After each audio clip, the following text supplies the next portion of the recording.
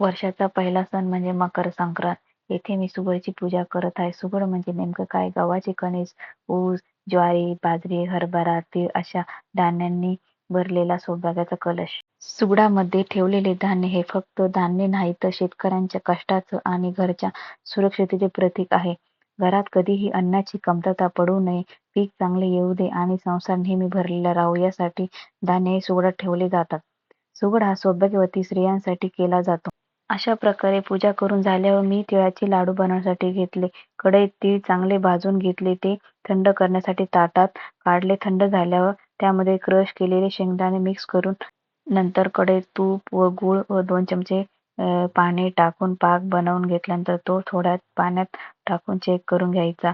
गोल गोळा झाला की पाक तयार. त्यानंतर तीळ टाकून मिक्स करून लाडू बनवून घेतले. असे लाडू बनवले. नंतर देवापुढे ठेवून नमस्कार केला. तुम्हा सर्वांना हॅपी